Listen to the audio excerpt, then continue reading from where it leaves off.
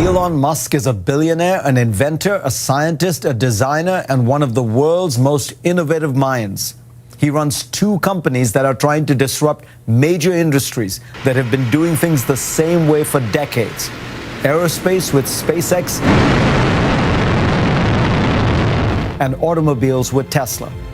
Tesla is making luxury all-electric cars, cars that have had a bit of controversy of late. Currently, SpaceX is essentially an intergalactic trucking company, taking loads back and forth from the International Space Station and bringing satellites up to orbit.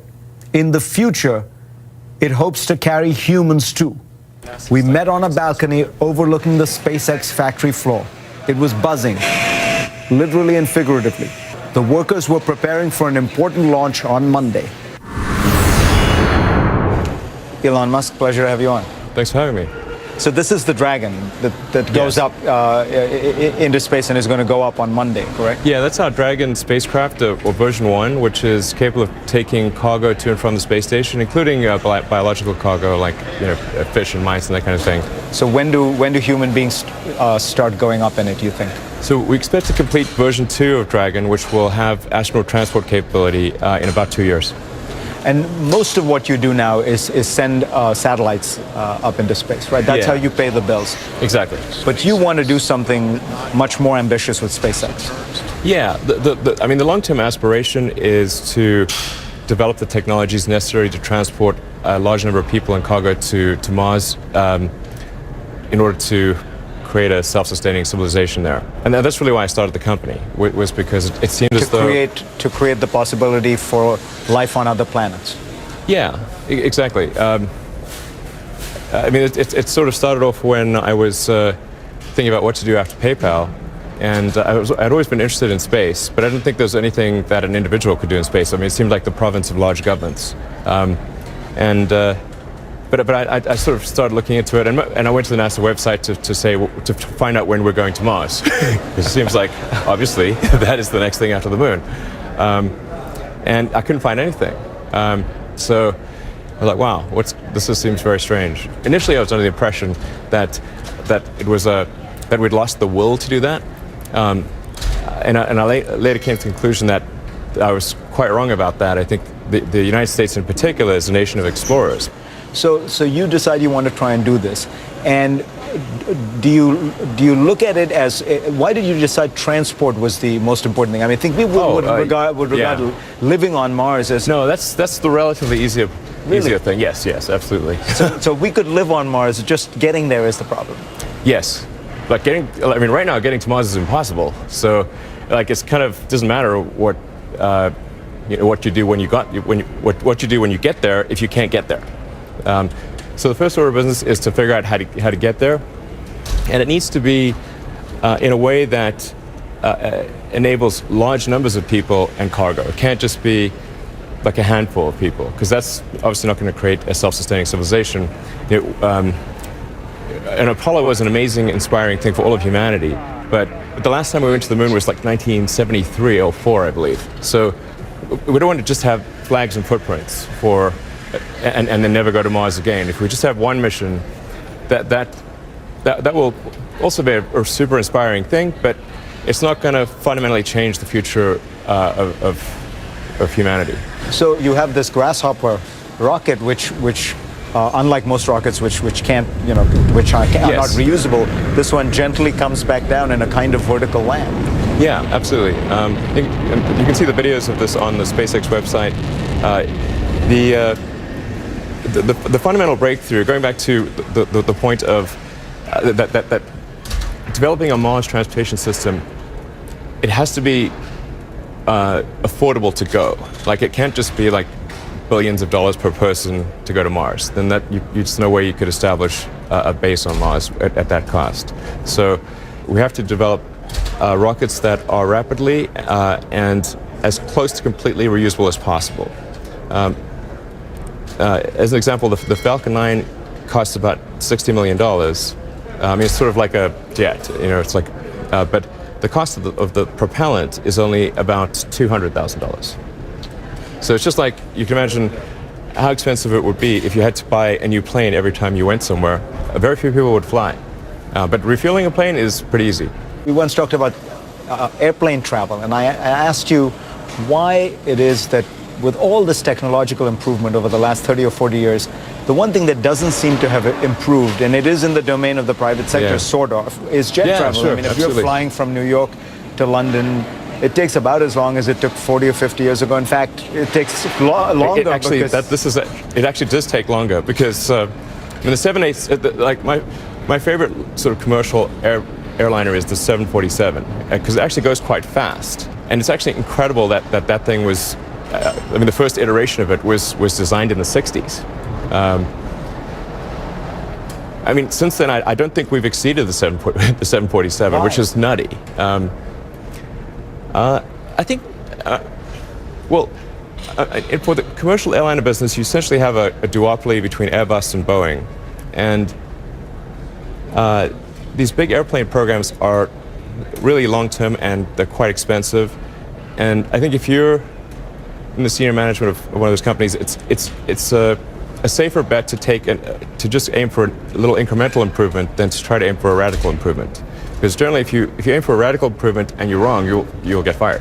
Why doesn't SpaceX create the fastest jet plane in the world? We've got to focus on rockets. When do you think you'll be able to achieve the aspiration of SpaceX of actually moving people to a place like Mars? Well, I think we could probably send the first person in about 12 years. Wow. Will you be that person? Only if I'm confident that SpaceX will be fine if I die. That's, if I was confident that the mission would continue if I wasn't around, then I would do it. Elon Musk on his program to Mars. Lots more ahead from him, including his response to all the headlines about Tesla's cars catching fire. New technology should have a spotlight on it, but it shouldn't have a laser on it. Elon Musk says he doesn't get a lot of sleep these days. He's not only CEO and chief designer at SpaceX, he's also CEO and product architect at Tesla. Tesla produces luxury all-electric vehicles, and the company's cars have been in the news after some Model S sedans caught fire. Earlier in the week, but after our interview, the National Highway Transportation Safety Board announced an investigation into two of the incidents. The board had previously given the Model S a 5-star safety rating, its highest. Listen in to more of my interview with Elon Musk. You've heard all the press about Tesla, so let me first give you a chance to get it off your chest. I've been like pistol whipped. 3 cars caught on fire. What's your response? So the amount of national and international news headlines dedicated to 3 Tesla fires that caused no injury is greater than all of the gasoline fires that occurred in the United States and with all the other cars. Yeah, which from mid last year to today is about 250,000 gasoline car fires, which caused about 400 deaths, something like 1,200 serious injuries. Our 3 non-injurious fires got more national headlines than 250,000 deadly gasoline car fires. That's mad. What the heck is going on? When I realized like a new technology should have a spotlight on it, but it shouldn't have a laser on it. So when you look at Tesla, the big concern many people have is scale. You're producing about 30,000 cars a year, but Toyota is producing we're minuscule. Millions. So we get like way too much attention, good or bad. And your market cap is almost as high as some of these car companies. Well, it's gotten less in recent weeks, but yeah. Do you think it's crazy, or do you think it's an appropriate indication of future growth? Yeah, I mean, what I've actually said on more than one occasion is that I thought our valuation was more than we had any right to deserve. That we would do our best to fulfill those value expectations, and that I thought over time the value of Tesla would probably significantly exceed where it is today, or even where it was at a relatively high point a few weeks ago. But it would be, I think, silly for me to assert that Tesla is unequivocally worth, at one point we were like worth $22 billion, and we'll have somewhere over $2 billion in sales this year. That is an enormous amount of credit for future execution. The heart of what interests you about Tesla, at least as I recall when we've talked, is that it's not a compromise, that a hybrid is something of a compromise between an internal combustion engine and a battery-powered engine. And exactly. Here you can do it cleanly, but batteries just aren't that powerful enough, and they don't seem to improve enough to imagine a world powered by batteries, right? I certainly can see that. And in fact, my opinion is that all transportation, with the ironic exception of rockets, will be fully electric. Even planes? Yes, everything. When? Planes, trains. By when? Everything. It'll never be like a 100% conversion. Like we still have some steam engines running around, and some people still ride horses. But it's a pretty tiny percentage. So I think it'll be the same with gasoline. I think in the future people will look back on the gasoline era the way that we look back on the steam era today. So you're using battery technology, you're doing Tesla, which is an electric car. You have solar panel, you have an interest in business in solar panels? Yeah. Do you think solar energy is the future? I think it's super obviously the future, absolutely.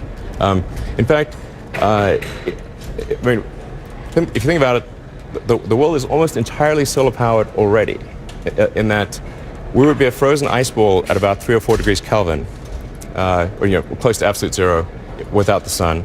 And the sun powers our entire system of precipitation. The ecosystem and is, the agriculture. Yeah, but apart from a tiny number of exceptions, almost all life is solar powered. All right, another great technology you've talked about that most people think of as out of a movie. Explain how it would work. Let's say it's New York to Boston or LA to San Francisco. I get into a tube, and it's almost like air hockey. The way it works is I strap myself into a seat and... Well, it would actually feel maybe like the Space Mountain ride at Disney World. And the G-loading would actually be less than what people experience at Space Mountain. So if you can handle Space Mountain at Disneyland, you should be able to handle the Hyperloop. It'll feel super smooth because, as you mentioned, it would use air skis, like a air hockey table, but with the air jets on the pod side as opposed to the tube side. So it would just be, it would be smooth as glass. 10 years from now, what will car travel look like in America? 10 years from now? I think there's going to be a lot of electric cars on the road. Certainly vastly more than there are now. Driverless cars? I think we'll be in the steep portion of the adoption of electric cars in 10 years. You think hybrids are a transition that will fade away? Absolutely. Yeah, they're like a sort of an amphibian, I mean, there was a role for amphibians when life was moving from the oceans to land, but in the end, very few amphibians remained. It's a good point to end on. Thank you. Thank you.